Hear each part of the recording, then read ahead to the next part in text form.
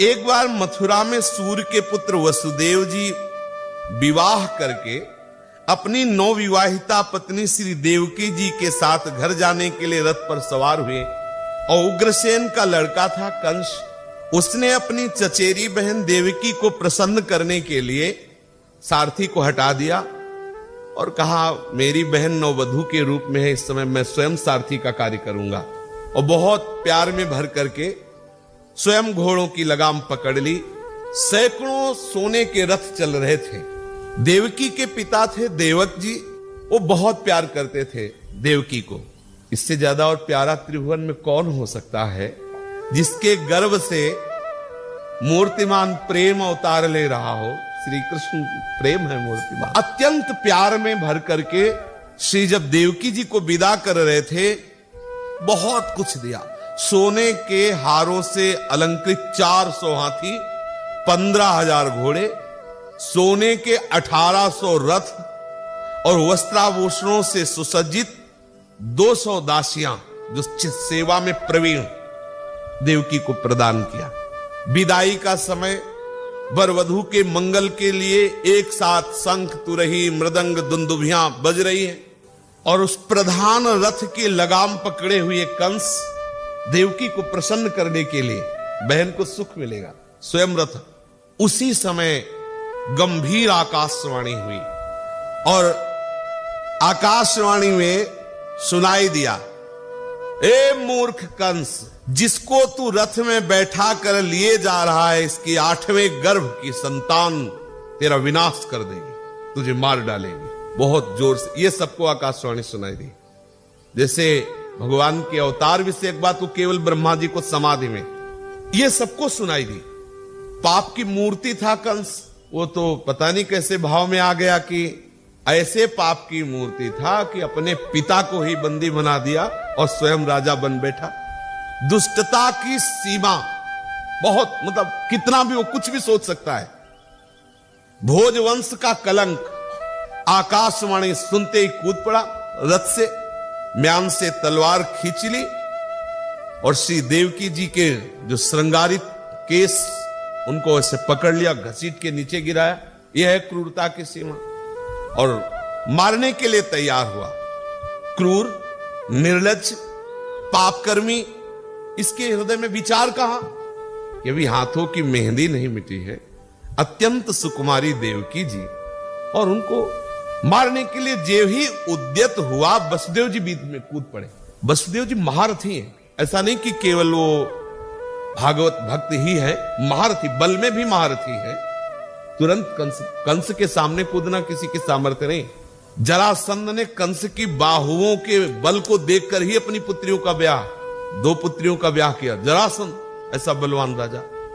वसुदेव जी बीच में कूद पड़े और तुरंत शासन में लिया कंस को, तुरंत अपनी बाहुओं में पकड़ा और फिर प्यार की भाषा में बोले, वसुदेव जी राजकुमार, ये आप क्या कर रहे हैं?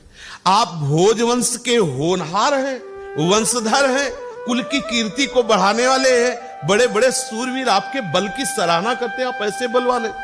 और ऐसे बलवान होकर के एक तो आपकी प्यारी बहन, दूसरे स्त्री, तीसरे विवाह के शुभ लक्षणों से युक्त ऐसी स्थिति में आपका ये रूप कि आप अपने ही हाथ से अपनी बहन का गला काट दे, बिल्कुल बिल्कुल निंदनीय है। आपको ऐसा नहीं करना चाहिए।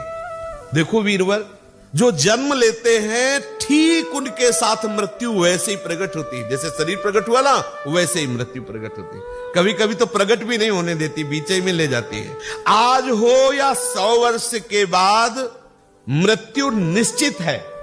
कंस से श्री वसुदेव, मृत्यु निश्चित है। देखो, जब शरीर का अंत हो जाता है तो जीव अपने कर्म के अनुसार दूसरे शरीर को ग्रहण करके अपने पहले शरीर को छोड़ देता है। जिस समय मृत्यु का समय होता है ना, यहां बात समझना कि अपने पहले शरीर को कब छोड़ता है? पहले दूसरा शरीर ग्रहण करता है। वसुदेव जी यहां कह रहे हैं कैसे? जैसे चलते समय मनुष्य जब अगला पैर जमा लेता है तब पिछला उठता है, जैसे जोंक अगले तिनके को पकड़ लेती तब पिछला छोड़ते हैं। समझना सूक्ष्मता। ऐसे ही शरीर छूटने का जब समय होता है तो मानस आकृति तैयार हो जाती है कि सुअर बनोगे, कुत्ता बनोगे कि गधा बनोगे, और उसी में तन्मयता हुई, उसमें तन्मयता होके ये शरीर छूटेगा। समझ रहे ना? अंतिम फोटो जो खींचती है वो आपका अगला जन्म होता है। मान लो जैसे पुरंजन का आता है, वो स्त्री में आ सकता तो उसका मानसिक शरीर स्त्री का हो गया, अगला जन्म स्त्री का बना। जैसे भरत जी, जड़ भरत जी के रूप में जो जन्मे, वो भरत जी भगवान ऋषभ देव के पुत्र। अंतिम समय जब था तो मृगाकार वृत्ति, मानस रूप मृग, समझ रहे ना, मृग में तन्मयता थी, निश्चित हो गया ना, अगला मृग का शरीर पाए, समझ पाए ना। शरीर छूटने के पहले शरीर का बीच में जो नरक आदि होते हैं ना, वो तो उसको भोगना ही है, पर वो निश्चित हो गया को क्या बने। ऐसा नहीं कि नरक भोगने के बाद, निश्चित तो पहले हो गया, अब हिसाब किताब होकर के वो वही बनेगा जाके। जीव अपने कर्म के अनुसार किसी शरीर को प्राप्त करने के बाद ही शरीर को छोड़ता है, पक्का है। शरीर छूटने के पहले निश्चय हो जाता है, श्री जी मिलेंगी, जीवन मुक्त होगे कि सुअर कुत्ता गधा बनोगे, वो निश्चित हो जाता है। पर उस समय बताए कौन कि क्या निश्चय हुआ है, वो तो हरि केवल जाले, दूसरा तो जानता नहीं।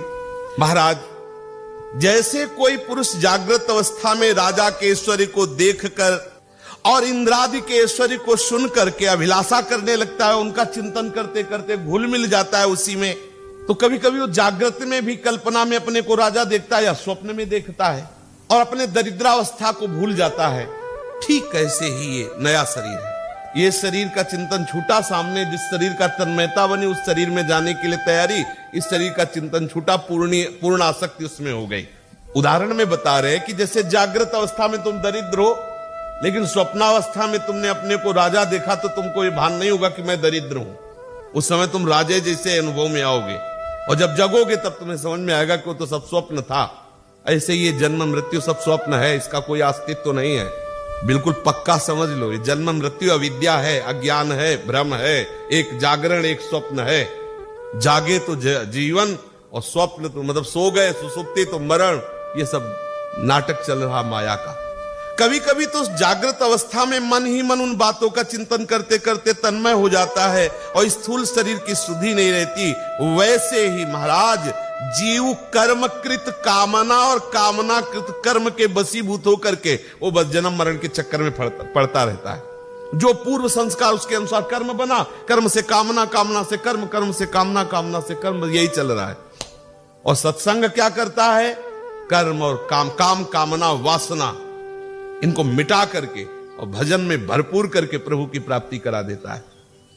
इसलिए सत्संगत संस्कृति कर अंता। इसलिए अब मैं इस मृत्यु रूप कंस को टालूं, कैसे टालूं?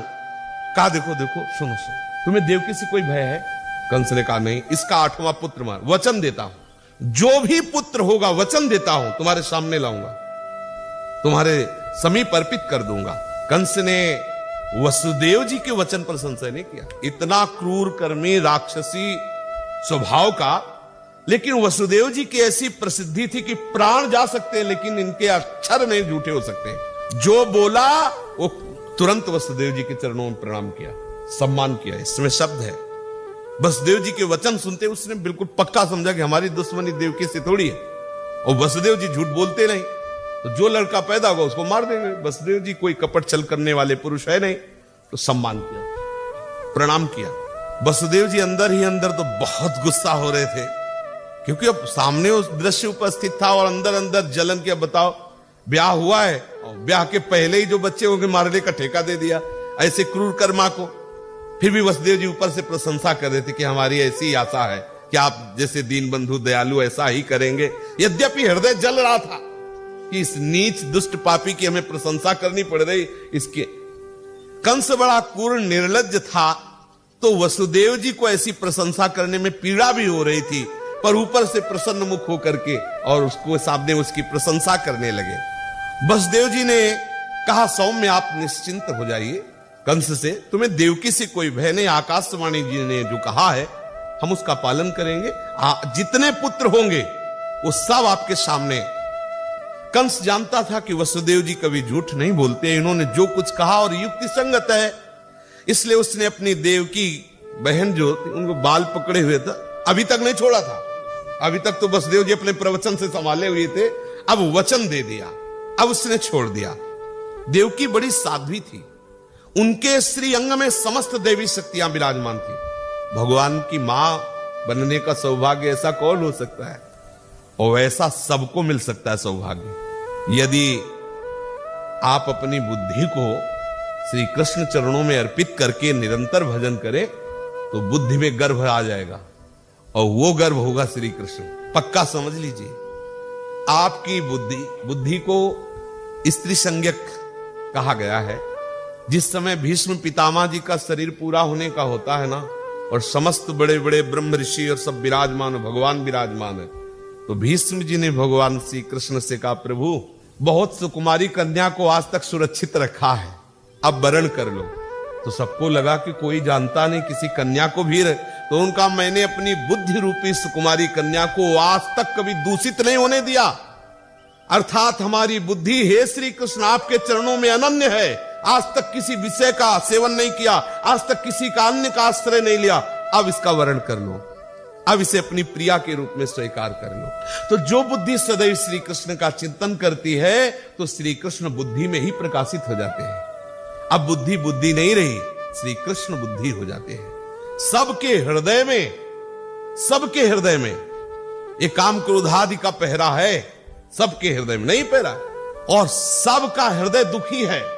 जैसे जेल में दुख नहीं होता, अगर इस जंजीर बेड़ियों से मुक्त होना चाहते हो तो श्री कृष्ण का आवाहन करो और वो हृदय में प्रकाशित हो जाए तो मुक्त हो सकते हो। और उनके प्रकाशित होने का अवसर आते ही सब बेड़ियां दरवाजे सब अपने आप नहीं हो जाते, किसी का कोई भय नहीं रह जाता। श्री कृष्ण आनंद स्वरूप है, नंद के आनंद भय जय कन। तो श्री कृष्ण आनंद की ऐसी महामहिमामयी बुद्धि में शक्ति जागृत होती कि बुद्धि त्रिगुणात्मिका माया से ऊपर उठकर प्रभु की नित्य लीला में प्रवेश पा जाती है। अब देवकी जी के प्रथम गर्भ रहा, उस पुत्र को वसुदेव जी अपने वचन के अनुसार, मेरे वचन कहीं झूठे न हो जाए, यद्यपि प्रथम पुत्र और बहुत ही सुंदर, अब वसुदेव देवकी जी के द्वारा और भगवान के बड़े भैया के रूप में ही तो हैं, पहले प्रकट हो रहे हैं। सत्यसंध पुरुष बड़े से बड़ा कष्ट सह सकता है पर वो कभी झूठ नहीं बोल सकता। ज्ञानी पुरुष किसी बात की अपेक्षा नहीं रखते, बड़े से बड़ा लाभ हो जाए या बड़े से बड़े हानि हो जाए, न शोक होगा न हर्ष, क्योंकि उनको पता है स्वाप्निक है। नीच पुरुष बुरे से बुरा काम कर सकता है, और जिन्होंने भगवान के चरणों का आश्रय ले रखा है वो सब कुछ त्याग सकते हैं, सब कुछ त्याग सकते हैं।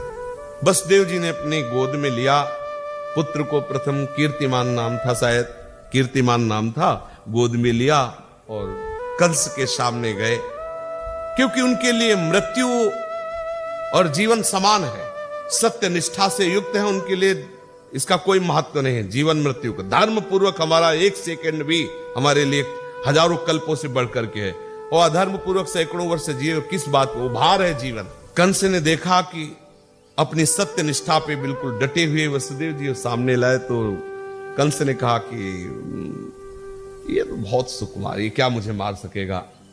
और आपने भी आकाशवाणी सुनी थी, आकाशवाणी ने तो 8वें पुत्र की बात कही थी, आप इसे ले जाइए, दया आ गई, आप इसे ले जाइए और 8वें को हम मारेंगे, क्योंकि आकाशवाणी 8वें के लिए हुई थी।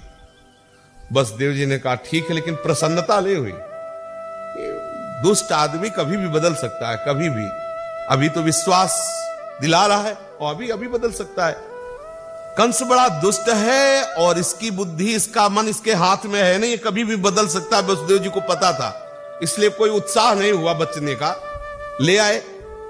इधर भगवान नारद जी ने सोचा ये ऐसा दयालु हो जाएगा तो भगवान के अवतार में तो बहुत देरी हो जाएगी, इतनी दया करने लगेगा तो बात बिगड़ जाएगी, हमें तो पूरा का पूरा ऐसा इससे रोल चाहिए कि ठाकुर जी विवश होके जल्दी आ जाए। श्री हरि के स्मरण में मगन नारद जी तुरंत पहुंचे कंस के पास।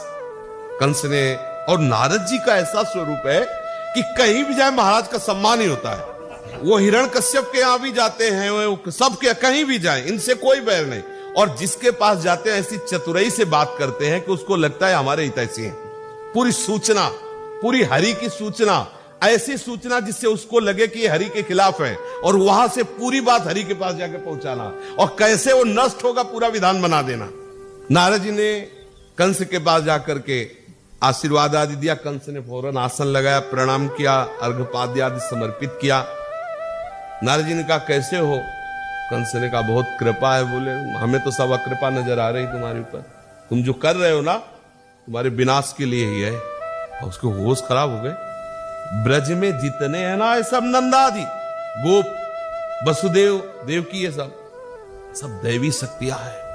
ये सब भगवान के निज पार्षद हैं, हरि का अवतार होने। कोई तुम साधारण बात समझ रहे हो? तुम्हारे मारने के लिए कोई साधारण आएगा? हरि आ रहे हैं।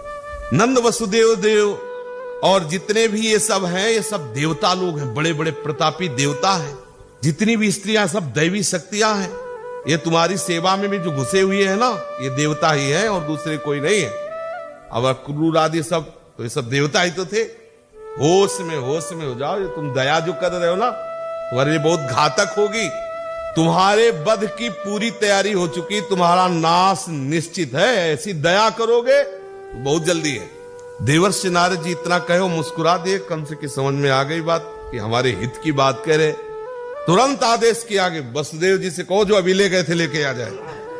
अब जो बालक पैदा होता गया वो उन्हीं के सामने मारता गया, वसुदेव जी। लेकिन देखो, सत्यसंध पुरुष सामने देख रहे हैं ऐसा, लेकिन सत्य से नहीं हिल रहे हैं। अब उसने देवकी वसुदेव को कारागार में डाल दिया, हथकड़ी बेड़ी से जकड़ दिया। जो पुत्र होते गए उनको मारता गया। और हर बार उसको यही शंका, नारद जी ने ऐसी प्रक्रिया बता दी थी कि पहला 8वां हो सकता है, हर को 8वां साबित कर दिया था। तो उसको यही लगता कि पता नहीं किसमें हमारा काल हो, इसलिए सबको मारता गया जो बालक थे। पृथ्वी में बात प्रायः देखी जाती है कि जो अपने ही प्राणों का पोषण करने वाले लोग होते हैं, वो माता पिता भाई बंधु हितैषी मित्र सबकी हत्या करने में वो सकुशलता पूर्वक हर्ष पूर्वक करते। कहीं उनको शोक नहीं होता, किसी की भी हत्या कर सकते हो।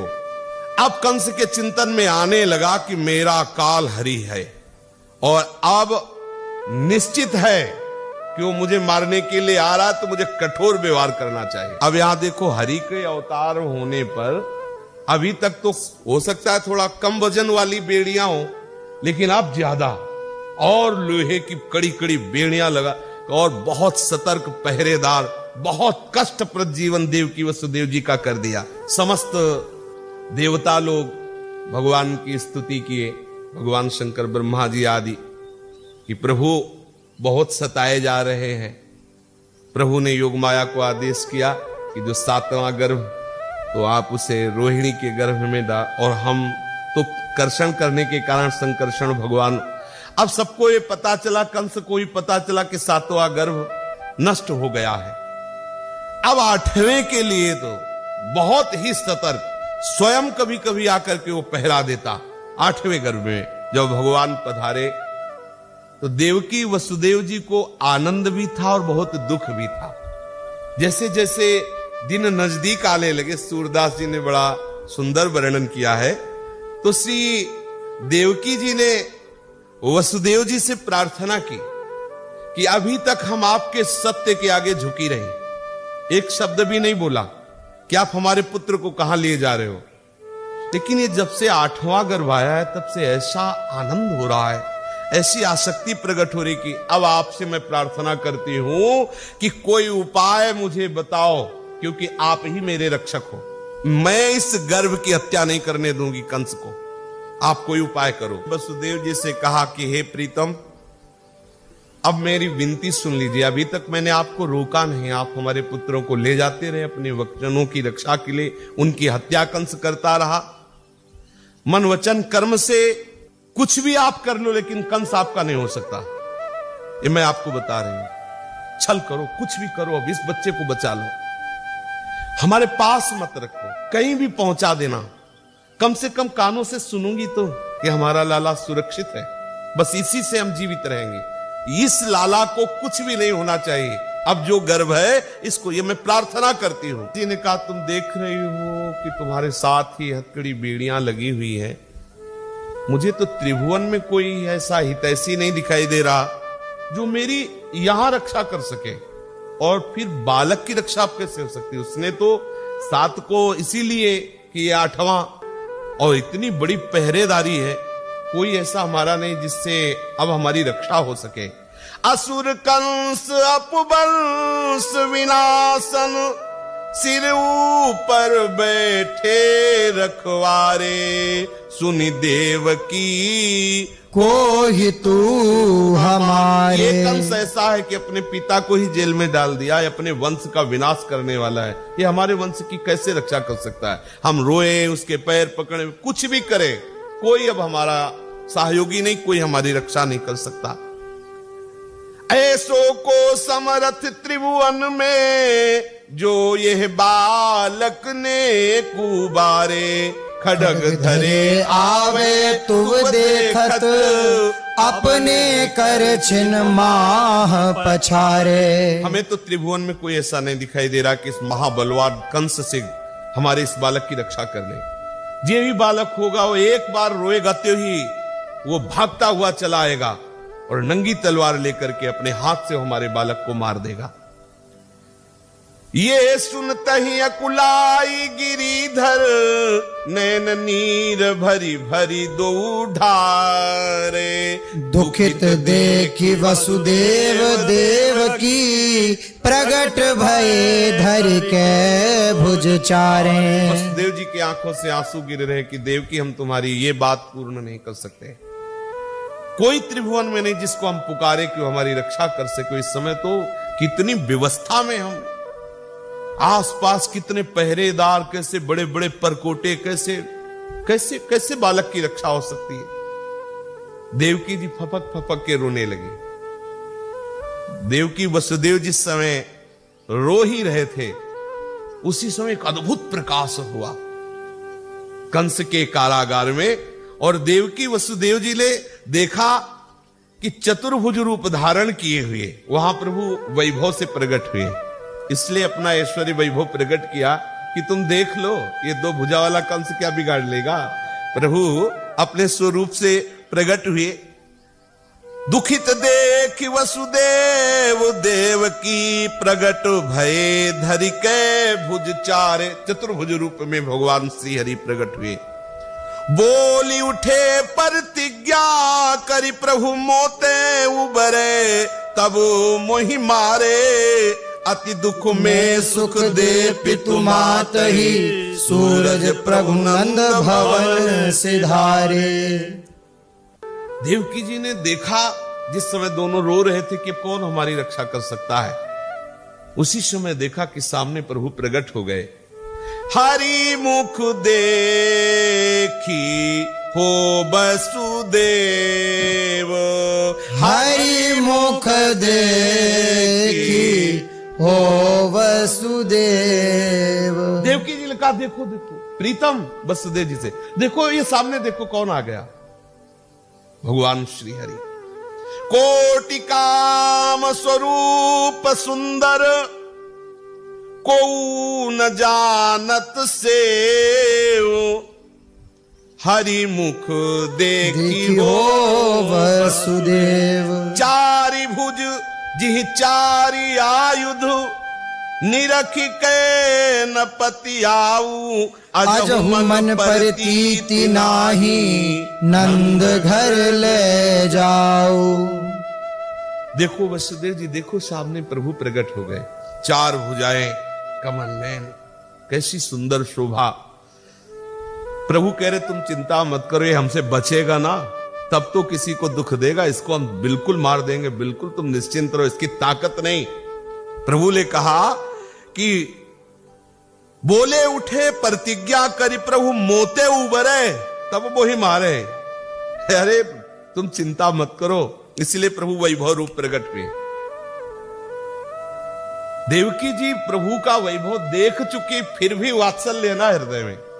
वसुदेव जी से कहा कि मुझे विश्वास नहीं हो रहा, यद्यपि मैं इनकी महिमा देख रही हूं, इनको छुपा दो कहीं ऐसी जगह जाके, कंस ना जान पावे। तो वसुदेव जी ने प्रभु से ही कहा, कहां छुपा दे तुझे, बताओ कहां छुपा दे। प्रभु ने कहा नंद भवन ले जाओ, मुझे नंद बाबा के यहां छोड़ आओ। अब वो उस मां से पूछो जिसका इतना सुंदर पुत्र हो और उसे छोड़, तुरंत अभी प्रकट हुए। और अभी आप यहां थोड़ी देर विचार पूर्वक उपासना के विषय में देखिए।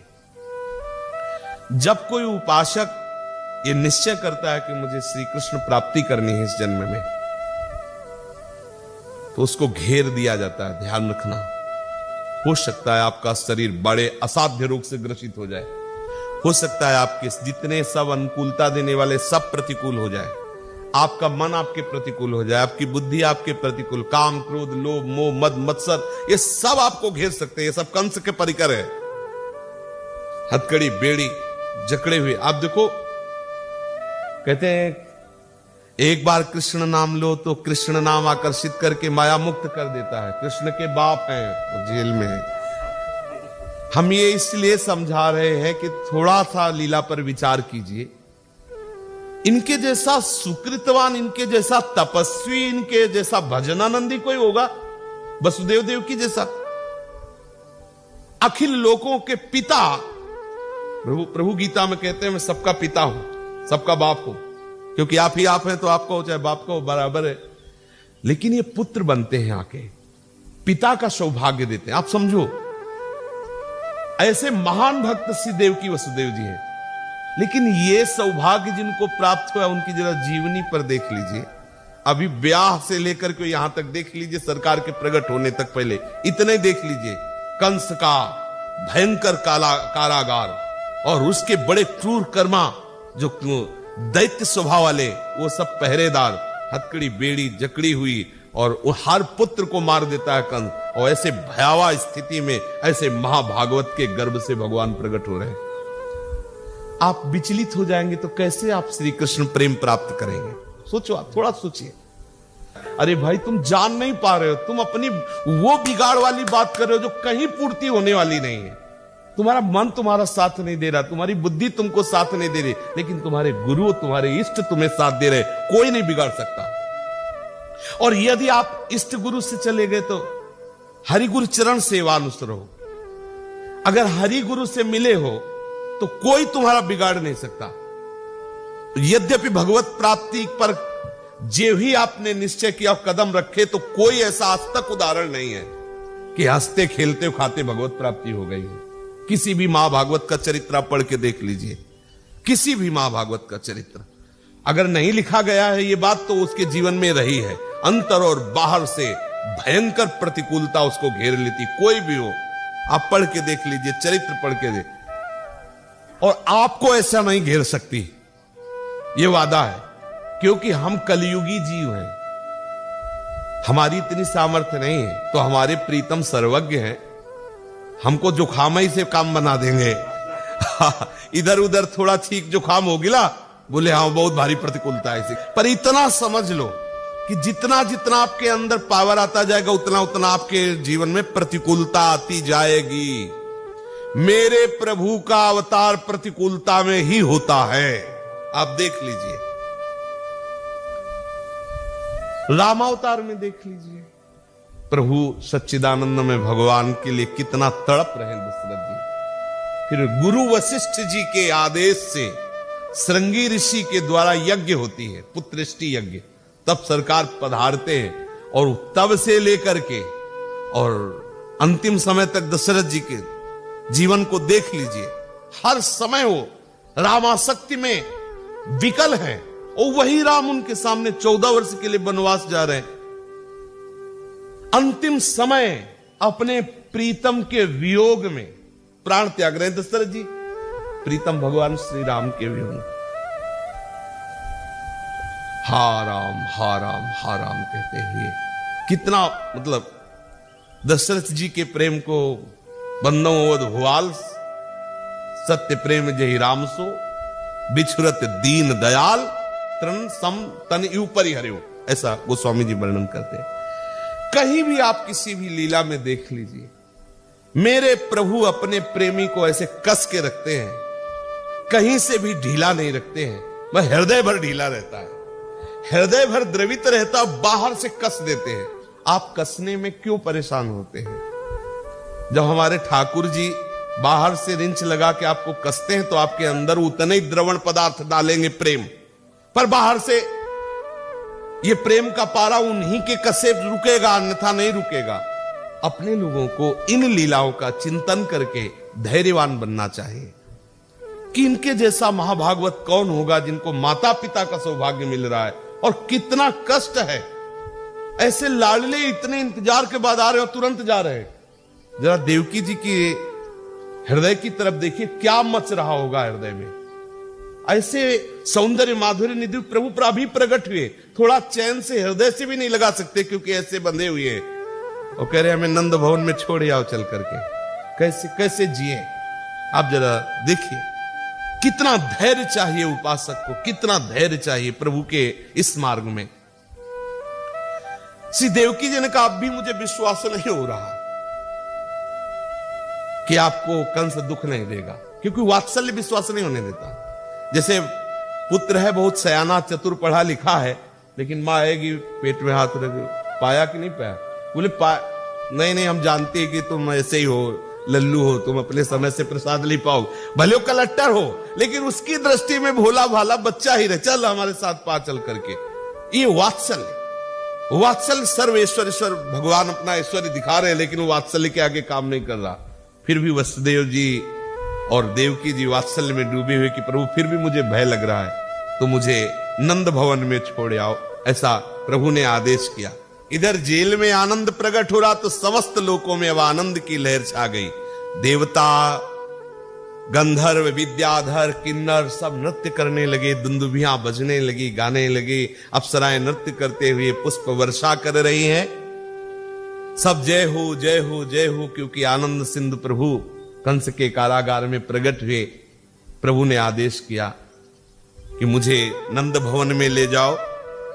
अष्टमी तिथि, कृष्ण पक्ष, दिन बुधवार, रोहिणी नक्षत्र, ठीक रात्रि के 12 बजे सरकार का प्रादुर्भाव हुआ।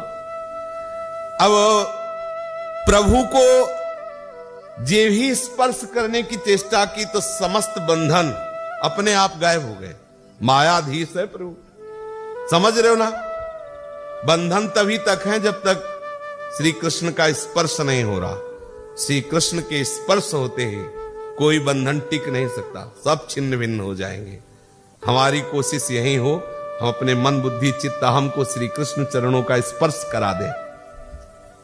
भादों की अधराती अंधियारी, भादों की अधराती अंधियारी, भाद्र अष्टमी, कृष्ण पक्ष, बुधवार, रोहिणी नक्षत्र, मध्य रात्रि, द्वार कपाट कोट भट रोके, दसी दिस कंत कंस भय भारी। द्वार कपाट कोट भट रोके, दस दिस कंत कंस भय भारी। गरजत मेघ महाडर लागत, बीच बढ़ी जमुना जलकारी। गरजत मेघ महाडर लागत, बीच बढ़ी जमुना जलकारी। वैसे ही भादों की अंधियारी रात, मेघ गर्जना कर रहे, मूसलाधार वर्षा हो रही है, और यमुना जी उफान पे है।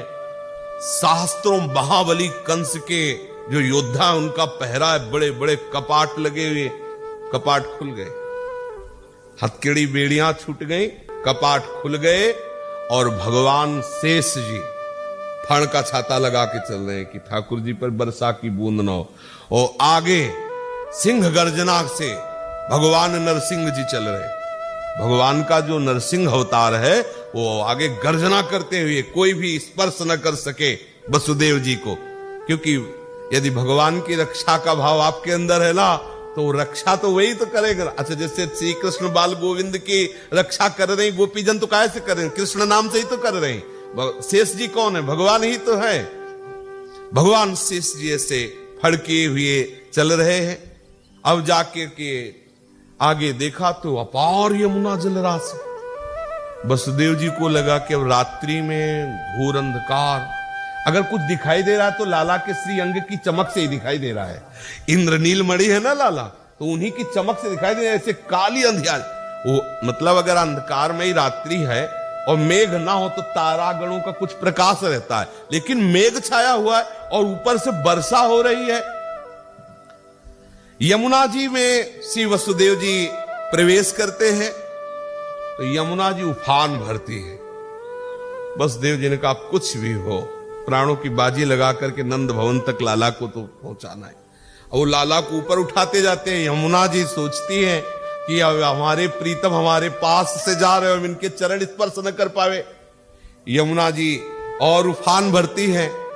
तब फिर लाल जी ने सोचा कि जब यहां तक जल आ गया कि मतलब यमुना जी मानेंगे नहीं, वो वसुदेव जी भी नहीं मानेंगे, तो यद्यपि बहुत छोटे हैं ऊपर, वो धीरे से अपना श्री चरण, अब अगर वो चरण बढ़ाना चाहते हैं तो बलि के यहां से बढ़ा दिया तो ब्रह्मलोक तक पहुंच गया। तो उनकी बात यमुना जी ने जे ही चरण स्पर्श किया यही यहां तक आ। वसुदेव जी को लगा कि ये क्या जादू हो गया कि इतनी बाढ़ी हुई यमुना जी। बस यमुना जी को पार करके गए तो जैसे यहां सब पहरेदार सोए हुए थे, ऐसे पूरे नंद भवन में, नंद ग्राम में सब सोए, कोई भी नहीं जगह था, सब योग माया के वशीभूत सो रहे थे। और खास गुप्त बात जिसे बाहर के लोग नहीं जानते, यशोदा जी के भी लाला हुआ था। ये जो लाला हुआ देवकी के, ये चतुर्भुज नारायण श्री हरि, जिनको भगवान विष्णु का अंश कहा गया शास्त्रों में, और ये जो लाला हैं ये निकुंज से आए हुए हैं। आनंदाज नंद के द्वार दास अनन्य भजन रस कारण प्रगटे लाल मनोहर ग्वाल। रात्रि का समय है, योग माया ने सबकी बुद्धि को ढक लिया है, अर्थात सब सुसुप्ति अवस्था में है। यशोदा मैया भी, कोई नहीं है, दासी यशोदा में सब खग मृग पशु पंछी सब, किसी को पता नहीं कि वसुदेव जी आए हैं। और जे ही गए तो वसुदेव जी को, तो ऐसे वो वसुदेव जी लाला को यशोदा जी के बगल में सुला रहे, ऐसे थोड़ी सुला रहे, ऐसे कि कोई देख तो नहीं रहा है। और वो लाला के ऊपर लाला समा गया। इसलिए दो लाला के चरित्र हैं अपने ब्रज में। एक है ऐश्वर्य लाला जो कभी अघासुर मारता है कभी बकासुर मारता है, वो चतुर्भुज नारायण। और एक है रास विलास माखन मिश्री, ये हमारे लाला है। आज दोनों लाला यशोदा जी के बगल में एक होकर के शयन कर रहे, और सुबह फिर दासी सूचना देती, वो जगती लाला हुआ। वो आगे का शेष प्रसंग कल चर्चा। श्री राधा वल्लभ लाल की जय।